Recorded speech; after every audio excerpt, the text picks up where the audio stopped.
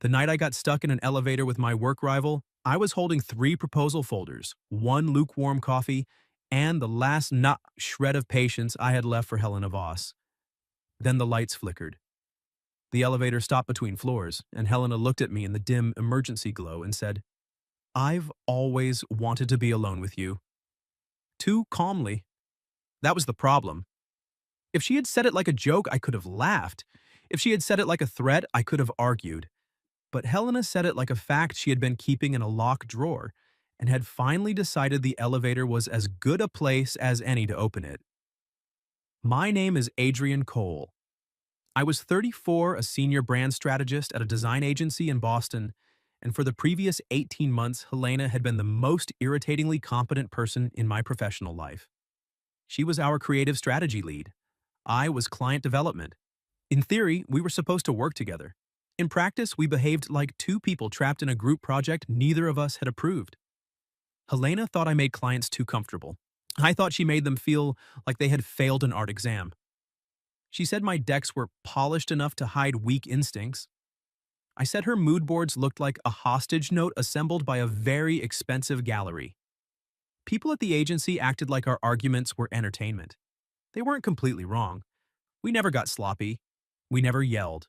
We never made it personal in front of anyone. But every meeting between us had the temperature of a courtroom with better fonts. The worst part was that she was usually right. Not always. I had my pride. But often enough to make disliking her extremely inconvenient. Helena noticed everything. A client's hesitation before saying yes. A partner's vague wording when budget was about to get cut. A campaign idea that sounded brilliant for 7 minutes and then collapsed the second she asked one precise question. She also noticed me. That was harder to admit. If I skipped lunch, she would slide a protein bar across the conference table without looking at me and say, "Your blood sugar is making your argument worse." If I wore the blue suit, she would say, "Client-facing armor today?" If I won a room over too easily, she would catch me afterward and say, "You're better when you don't charm your way around the difficult part." I hated that. I also remembered every word. The night of the elevator, we had stayed late for the Mercer pitch. Mercer was a luxury hotel group trying to rebrand without sounding like every other luxury hotel group trying to rebrand. 3 agencies were competing. Our partners were nervous. The creative team was exhausted. The conference room had become a graveyard of coffee cups, rejected taglines, and people pretending "almost there" meant anything. At 10:40, the final version was printed. Helena stood at the end of the table, arms crossed. Dark hair pinned up badly after a 12-hour day, sleeves rolled, red pen still tucked behind one ear like a warning. I gathered the folders. She looked at the deck in my hand and said, "Slide 12 is still soft." I closed my eyes.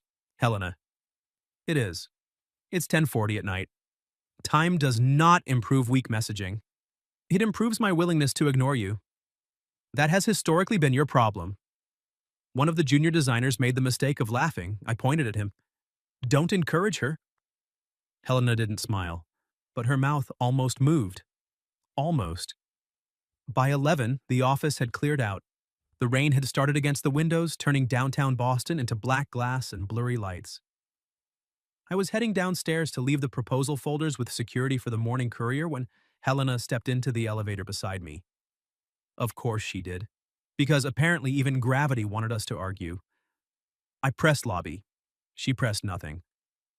"You're going down?" I asked. "That is how elevators generally work." "I meant you're leaving." I understood. "Then why answer like that?" "Because you ask questions with unnecessary words." I looked at her. She looked straight ahead. The elevator started moving. For 3 blessed seconds, we were quiet. Then she said, "You changed slide 12 after I commented." I looked at the folders. "I adjusted it." "You fixed it." "Don't sound so disappointed." "I'm not disappointed. I'm surprised you listened." "I listen. You selectively absorb. Better than aggressively diagnose." She finally turned her head toward me. "Is that what I do?" "Professionally, yes. And personally?" That was where the air changed. "Not much, just enough." I looked at her. "We don't do personally." Her eyes stayed on mine. Then the elevator jolted. The coffee in my hand sloshed over the lid. The lights flickered once, twice, and cut down to emergency glow. The elevator stopped hard enough that Helena grabbed the rail behind her. I steadied myself against the wall. For a second, neither of us spoke. Then Helena said, "Of course." I stared at the ceiling. "You're blaming me?" "I'm considering it." I pressed the emergency button. A crackling voice answered after a few seconds, telling us building security was aware of a temporary power issue and maintenance was on the way. Temporary apparently meant no clear estimate. The speaker clicked off. The elevator became too quiet. Small spaces change things. Boardrooms let you perform, offices let you leave, hallways give you exits, an elevator gives you walls. Helena stood across from me, arms folded, face lit by the dim red emergency light, looking far too composed for someone stuck between the 21st and 20th floors. I set the coffee carefully on the floor. "Well," I said, "at least we have 3 printed decks and no useful snacks." Her eyes moved to the folders. "If we die here, Mercer will still receive the strongest proposal." "That's comforting." "I thought so." A minute passed, then another. Rain tapped somewhere beyond the shaft, distant and metallic. Helena leaned back against the wall and looked at me with an expression I couldn't place. Not annoyed, not amused, focused. "What?" I asked. She didn't answer immediately. That was unlike her. Then she said, "I've always wanted to be alone with you." The sentence hit the elevator like the power had gone out a second time. I stared at her. "Excuse me?" "You heard me." "I'm hoping I didn't." "You did." I laughed once, but it came out wrong. "Is this a threat, a confession, or a highly inappropriate team-building exercise?" Her mouth curved slightly, not enough to be safe. "That depends on whether you finally stop pretending you don't notice." My grip tightened on the folder. "Notice what?" Helena pushed away from the wall. "Not close? Not yet. But closer than before." "The way you look for me after every client meeting," she said. "The way you argue harder when I'm in the room. The way you change your slides after pretending not to care what I think." Her voice stayed quiet. "The way you hear me even when you act like I'm impossible." I had no clever answer. That was rare. She took one more step and the elevator suddenly felt much smaller than it was. "Helena," I said carefully. "No," she said. "Don't make it professional. Not tonight." The emergency light hummed above us. Somewhere far below, metal shifted in the shaft.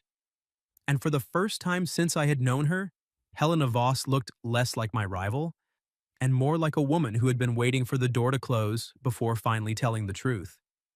I did the only thing a man can do when his work rival steps closer in a stalled elevator and starts naming all the things he has been pretending not to feel.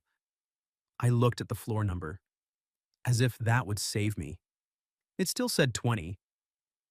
The elevator did not care about my dignity, Helena noticed. Of course she noticed. "You're looking for an exit," she said. "I'm looking for oxygen. There's plenty. Not emotionally." That almost made her smile. Almost. She stayed where she was, close enough now that I could smell rain on her coat and the faint trace of whatever perfume she wore that never seemed noticeable until she was too near. I cleared my throat. "You can't just say something like that in a broken elevator." "I can, if the elevator is broken. That is not a loophole. It is tonight." I stared at her. Helena Voss, who once sent back an entire client brief with the comment "unclear premise," lazy emotional logic, was standing in emergency lighting looking at me like I was the unclear premise. And the worst part was that I wanted to know what came next. Badly. So I did what I always did with Helena when things got dangerous. I argued. "You don't want to be alone with me," I said. "You want the advantage of an enclosed space where I can't leave mid-critique." Her eyes sharpened. "Is that what you think this is?" "I think you enjoy cornering people. Only when they run in circles." "That sounds like me?" "With better shoes." I laughed despite myself. The sound came out too soft, too private for the elevator. Helena heard that too. Her expression changed just enough to make my chest tighten. Then she stepped back. Not far, but enough to give me room. "I didn't say it to trap you," she said. That was the first time her voice lost its edge. I looked at her more carefully. The emergency glow made her look different, less polished. Her hair had started slipping from the pins. The red pen was still behind one ear. There was a faint ink mark on her wrist, probably from correcting some poor sentence into submission.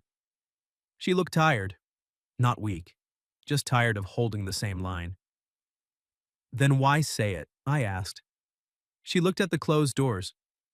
Because tomorrow morning after Mercer, everyone will act like the pitch is the most important thing that happened this week. It might be. No. She turned back to me. It won't. I went still. There it was. The thing under the thing. What does that mean? Helena folded her arms again, but this time it looked less like armor and more like habit. I got an offer. I didn't answer immediately. The elevator hummed around us. From where? Vale North. That hit. Vale North was not just another agency. It was the agency. Bigger accounts, better creative budgets, less begging clients to care about strategy after they had already chosen the obvious option. I looked at her. That's good. Her mouth moved. Convincing. It is good. Then why do you look like I just pushed you down the elevator shaft? I'm processing. You mean you're annoyed? I can be both. This time she really did smile, but it was small and sad enough that I hated it. They want me in New York, she said. Strategy director, start date in 6 weeks. 6 weeks. I repeated it silently, like repetition might make it less immediate. It didn't. So that's what this is? I asked. A goodbye confession? Her face closed slightly. No. Then what? I don't know. She looked frustrated now, but not with me. With the fact that honesty did not arrive pre-formatted. That's the problem. I know how to build a campaign around human desire for a hotel brand that charges $900 a night. I know how to make a room of executives admit they are afraid of sounding irrelevant. I know exactly where your decks get weak and why your charm works even when it shouldn't. Thank you, but I don't know what to call this. She gestured between us once, and I am tired of pretending that not naming something makes it professional. That left me with nothing, because I had been doing the same thing, calling it rivalry, calling it standards, calling it creative friction. Anything but the thing that made me look for her reaction after every meeting. Anything but the reason her approval landed harder than applause from the whole room. I leaned back against the elevator wall. You should take the offer. Helena's face shifted. Not surprise, disappointment. Fast enough to hurt. I know, she said. No, I mean it. You should. Vale North would be lucky to have you. That sounds generous. It's true. And incomplete. I hated how well she knew when I was hiding half a sentence. I looked down at the folders in my hand. Mercer. The pitch that had kept us in the same room for 6 weeks? The last big thing we might build together. Then I said, I don't want you to take it. Helena went quiet. I forced myself to look at her. I want you to stay and keep ruining my easy wins. I want you in the room when I think something is finished, and you prove it isn't. I want to keep pretending I hate the way you see through me because admitting I need it sounds worse. I swallowed once, but none of that means you shouldn't go. Her eyes stayed on mine. The elevator felt smaller again. But this time, not because of the walls, because there was nowhere left for either of us to stand outside the truth. Helena's voice dropped. That's the first honest thing you've said to me all year. Then don't get used to it. Too late. The speaker above us crackled suddenly. We both flinched like guilty people. Elevator car 3, this is security. Maintenance is on site. We should have you moving within 10 minutes. 10 minutes. A ridiculous amount of time. An impossible amount of time. Helena looked at the speaker, then back at me, and I saw the same thought pass through her face. Once those doors opened, the building would come back. Security, the lobby, the proposal folders, the morning pitch, people, titles, timing, New York. All the convenient reasons to stop being honest. I set the folders on the floor beside the coffee. Helena watched the movement. Then she said very quietly, Adrian. That was the first time she had said my name tonight without a weapon attached. I looked at her. She took one step closer. Still no touch. Just close enough that the decision became visible. When the doors open, she said, "Are we going back to pretending?" I should have had an answer. I didn't. And in the silence, Helena's face told me she had expected that. Maybe feared it. Maybe already forgiven it. That was what made me finally move. Not toward the doors, toward her. I moved toward Helena, not fast, not dramatically, just one step, then another. Enough for the air between us to change from argument to something neither of us could blame on bad lighting. Helena did not move back. That was the most dangerous part. She stood there in the emergency glow with her red pen behind one ear, her hair half loose, and her whole face stripped of the neat, cutting certainty she used in conference rooms. For once, she wasn't correcting me. She was waiting. I stopped close enough that I could have reached for her hand. I didn't. Not because I didn't want to, because the doors could open any second, and I was suddenly aware that if I touched her now in a stalled elevator between floors, it might become too easy to pretend the whole thing had been caused by pressure and bad timing. Helena noticed the restraint. Her eyes flicked down to my hand, then back up. "Still looking for oxygen?" she asked. "No," I said, trying not to make a decision we can blame on a power outage. For a second, disappointment crossed her face. Then respect followed it. That mattered more. "You're annoyingly careful when it counts," she said. "I'm trying something new." The speaker crackled again before she could answer. "Car 3, stand by. We're moving you manually to 21. Doors may open unevenly." Helena closed her eyes briefly. Perfect. The elevator lurched. She reached for the rail, missed it, and caught my sleeve instead. Just for balance. Still, the contact hit me harder than it should have. Her fingers tightened once around the fabric, then released like she had noticed too. The car shifted upward with a mechanical groan. A few seconds later, the doors opened halfway onto the 21st floor. A security guard and a maintenance tech stood outside. Behind them, because the universe has terrible comic timing, stood Marcus Bell, one of our agency partners. Marcus looked from me to Helena, then to the proposal folders on the elevator floor, then back to us. His smile arrived slowly. "Well," he said, "productive delay." Helena's face turned professional so fast it should have made a sound. "Power issue," she said. Clearly. I picked up the folders and coffee. "We were trapped for 20 minutes, Marcus. Try not to turn it into a creative brief."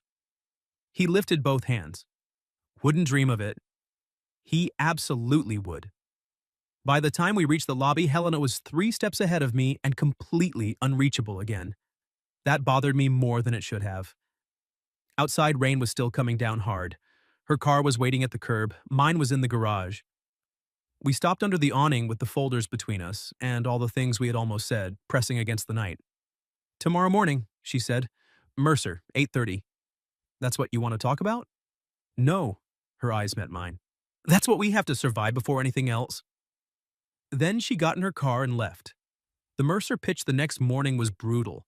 Not because we were unprepared, because Marcus had clearly decided the elevator story was more useful as a weapon than a joke. 5 minutes before the client arrived, he pulled me aside near the glass wall and said, "Whatever's going on with you and Helena, keep it invisible in there." I looked at him. "Nothing is going on." He smiled. That was not convincing. It wasn't meant to be. It was meant to be final. His smile thinned. "Adrian, Mercer is a conservative client. They don't need to feel personal tension in the room." That annoyed me.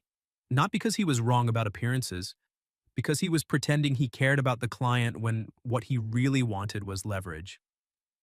Across the room, Helena was reviewing the deck on a tablet, expression still and unreadable. But I saw her eyes lift once. She had heard enough. Mercer arrived at 8:30 sharp. 4 executives, 1 brand director, 1 CFO who looked like he distrusted adjectives, 1 CEO named Evelyn Grant, who shook hands like she had already read the room and found it inefficient. For the first 20 minutes, everything went well. I opened. Helena built. I translated strategy into commercial outcomes. She sharpened the emotional architecture. We moved together with the kind of rhythm that only looks effortless if you ignore the 18 months of fighting it took to earn it. Then we reached slide 12, the one she had called soft, the one I had fixed because of her. Evelyn Grant leaned forward. This is the first line today that doesn't sound like a hotel trying to seduce a search algorithm. Helena's eyes cut briefly to mine. I didn't smile. Barely. The room turned. Mercer started asking real questions, hard questions, good ones. Helena answered too. I handled the financial positioning. She caught the CEO's concern before the CEO said it out loud. I adjusted the implementation timeline on the fly. For 20 minutes, we were not rivals. We were dangerous. Then Marcus ruined it. Near the end, he said, of course, one strength of our team is continuity. Adrian will lead client relationship and Helena will support creative transition. Support, one word. Helena's expression did not change. Mine did, because Helena had built half the strategy in that room. More than half, if we were being honest. And Marcus had just reduced her to a transition function in front of the client. Maybe because of the Vale North offer? Maybe because of the elevator.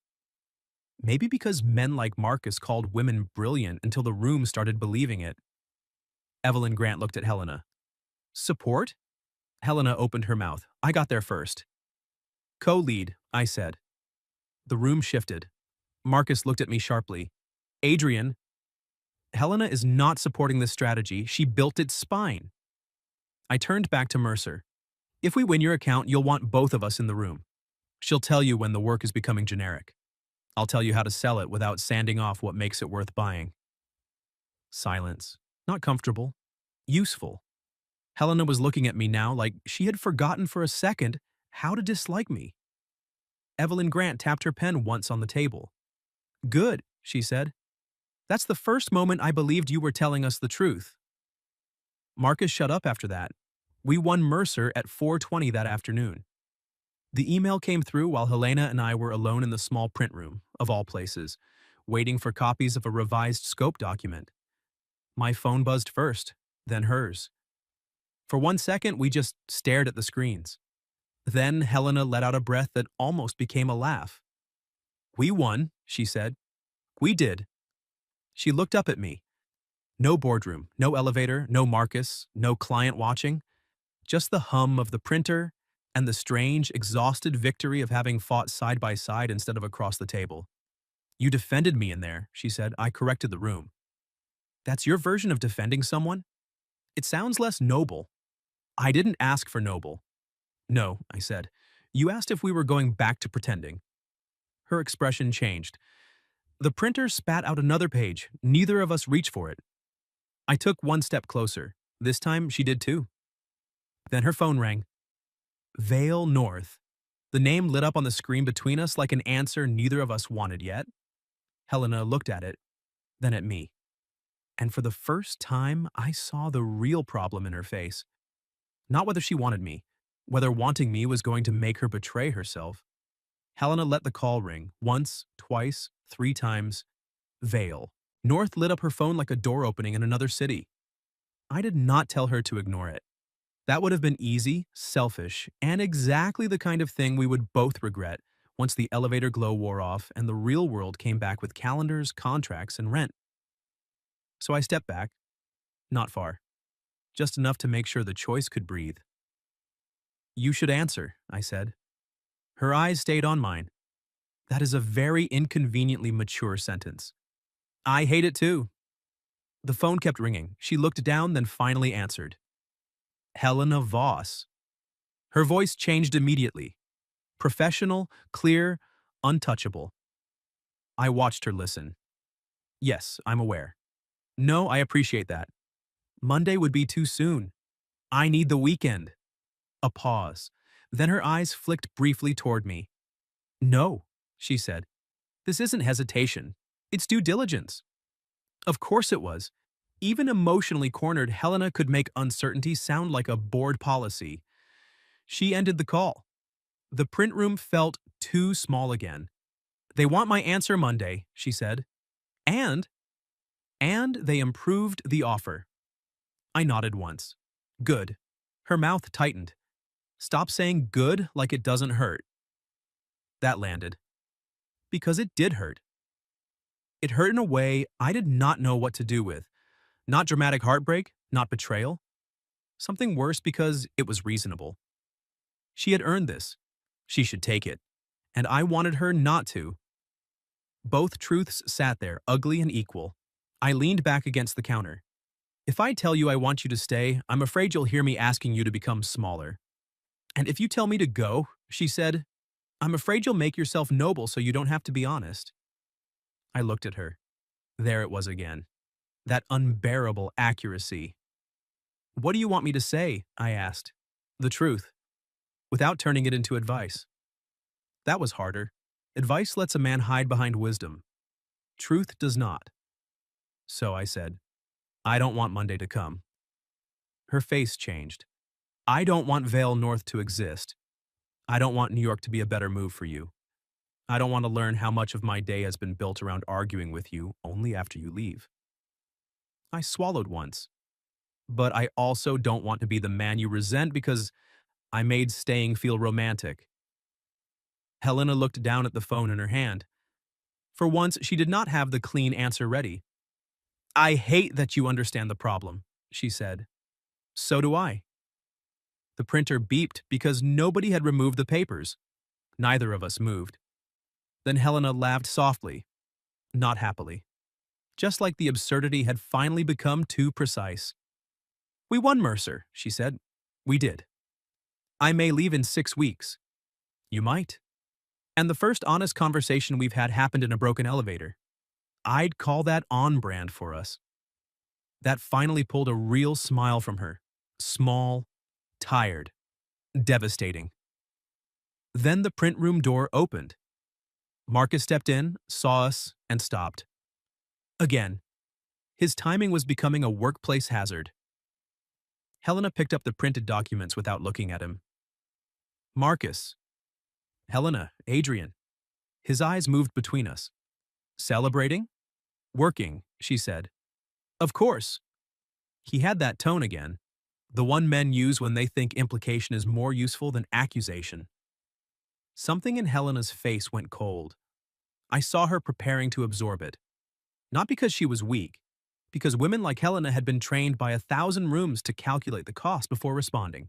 This time, I did not get there first. She did. Say what you mean, she said. Marcus blinked. Excuse me? If you are implying that Adrian's correction in the Mercer pitch was personal, say so clearly. If you are implying that my role was overstated because of something you think you saw after an elevator malfunction, say that clearly too. She held the papers against her chest. Otherwise move. We have a client scope to finalize. Marcus's face tightened. For one strange second, I almost felt sorry for him. Almost. He stepped aside. Helena walked past him first. I followed. In the hallway, she did not slow until we reached the empty conference room where the Mercer deck still sat on the table like evidence. She closed the door behind us. Then she turned to me and said, I'm taking the weekend. For the offer? For everything. I nodded. Good. She gave me a look. I lifted one hand. Sorry, accurate, not helpful. She walked to the window. Boston spread out below us in wet glass and traffic lights. I have spent my entire career proving I deserved rooms I was already standing in, she said. Vale North feels like proof. It is proof. But Mercer today felt like something else. What? She looked at me over her shoulder. Partnership. The word hit harder than I expected, because rivalry had always been easier to explain. Partnership required trust. Partnership required admitting that the person across the table was not in your way. They were part of how you got better. I walked closer, stopping beside her at the window. No elevator walls this time, no emergency lights, no excuse. If you go, I said, I don't want us to turn this into a tragic almost. Her eyes stayed on the city. And if I stay, I don't want you staying because of me. She turned then. You keep trying to make this clean. I know. It isn't. No. And maybe that's the point. Her voice softened. Maybe not every real thing arrives with clean timing and a sensible implementation plan. That sounds like something you'd mark as emotionally obvious in a client deck. I would. And I'd be right. I smiled. Then she did too. For the first time, neither of us looked away. Helena stepped closer. This time I did not. She stopped inches from me, eyes steady, voice low. I am going to consider New York seriously, she said. You should. And I am going to consider what happened here seriously. You should. And right now, she whispered, I am very tired of being serious from across the room. That was the last clean line between us. I touched her face slowly enough for her to stop me. She didn't. Then I kissed her. Not like a victory, not like a goodbye, like a decision neither of us had finished making but could no longer pretend wasn't real. When we pulled apart, Helena rested her forehead lightly against mine and let out one unsteady breath. Then she said, If you become smug, I'll resign immediately. I laughed. I wouldn't dare. You absolutely would. I might. There he is. Her phone buzzed again. This time, not Vale North. A message from Marcus. Board wants a Monday debrief on Mercer leadership structure. We need clarity on who owns this account. Helena looked at it, then at me, and somehow the kiss did not simplify anything. It made the next choice sharper. Because Monday was no longer only about New York. It was about whether we were brave enough to stop letting other people define what we were allowed to build. Monday arrived like it had a personal grudge. By 8:30, Helena and I were in conference room 6 with Marcus, 2 partners, 1 finance director, and the Mercer scope spread across the table like a legal proceeding. No one mentioned the elevator. No one mentioned the kiss. No one mentioned Vale North. That was how I knew everyone knew enough to be dangerous. Marcus opened with his polished voice. Given the scale of the Mercer account, we need clarity on leadership. Adrian, client relationship. Helena, creative transition. Helena set her pen down. Quietly. That was the first warning. Say transition again, she said. Marcus paused. Excuse me? Say it again, but this time explain why the person who built the strategic spine of the winning pitch is being described as temporary support. The room went still. I did not step in. That mattered. This was not my moment to rescue her. It was her moment to refuse the frame. Marcus leaned back. Helena, no one is diminishing your contribution. You are, she said. You're just using softer lighting. One of the partners looked down at his notes. I nearly smiled. Helena continued, calm and lethal. Mercer bought the partnership they saw in that room. Adrian leads client architecture and commercial positioning. I lead creative strategy and brand system development. The account is co-led until I say otherwise. Marcus's eyes narrowed. Until you say otherwise? That was the opening. Helena took it. I received an offer from Vale North, strategy director, New York. I'm taking it. The sentence hit the table hard. I knew it was coming. It still hurt. Not because she chose wrong, because she chose right. She looked at me, then, not apologizing, not asking permission, just telling me the truth in a room where truth had become overdue. I nodded once, small, enough. Then Helena turned back to the partners. My last day will be in 6 weeks. Until then, I will build the Mercer system properly, document the strategy, and transition the creative team without pretending the work is smaller than it is. Adrian should remain client lead after my departure, not because he's easier for the room to manage, because he understands the account. Marcus looked like he had swallowed a paperclip. One of the senior partners cleared his throat. That is clearer than expected. Helena picked up her pen. Clarity saves time. That was Helena. Even while leaving, she improved the meeting. Afterward, I found her in the stairwell, not the elevator. Neither of us wanted to tempt symbolism too aggressively. She stood near the window, arms folded, Boston gray behind her. You knew? I asked. That I was taking it? Yes. Since Saturday morning. I nodded. It made sense. It also made my chest feel like someone had tightened a bolt too far. She watched my face. Are you angry? No. Disappointed? Yes. Her expression shifted. I stepped closer. Not in you. She looked away. That hurt more than if she had stayed sharp. I don't know how to do this, she said. New York? Us? There it was. The word, finally. Us. I took a breath. Then we don't pretend distance is romantic. Her eyes came back to mine. It's not, I said. It's inconvenient, expensive, poorly lit by airport terminals, but I'd rather deal with inconvenient than turn this into something we were too afraid to try. Helena's mouth trembled once, not enough for anyone else to notice. Enough for me. And if it fails, she asked, then it fails honestly. She let out a small breath. I hate that answer. I know. It's correct. I also know. That got the smallest smile from her. 6 weeks later, Helena moved to New York. I did not ask her to stay. She did not ask me to follow. That was the first proof that what we had was not a trapped elevator fantasy. It survived daylight, work calendars, train tickets, bad timing, and the brutal inconvenience of two ambitious people refusing to make love an excuse to become smaller. The first year was not easy. There were Friday night trains and Sunday evening goodbyes. There were calls cut short by client crises. There were arguments over nothing because nothing was safer than admitting we missed each other too much. But there were also mornings when she sent me one sentence about a campaign and I knew exactly what part of the work had annoyed her. Nights when I sent her a deck and she replied, "Slide 7 is emotionally dishonest," and I smiled like an idiot in an empty office. Mercer became one of our best accounts. Marcus left the agency 9 months later after discovering that vague authority works poorly when people start asking direct questions. Helena thrived at Vale North. Of course she did. New York did not soften her, it sharpened her. She became the kind of strategist people quoted in rooms she had not even entered yet. And somehow, through all of that, she kept choosing me. Not daily in a dramatic way, in ordinary ways. A text before a pitch, a call after a bad meeting, her coat on my chair when she visited, my coffee mug in her New York kitchen because she claimed mine was less offensive than her guest cups. 2 years later, Vale North opened a Boston satellite. Helena came back to build it. Not for me, not only. That distinction mattered.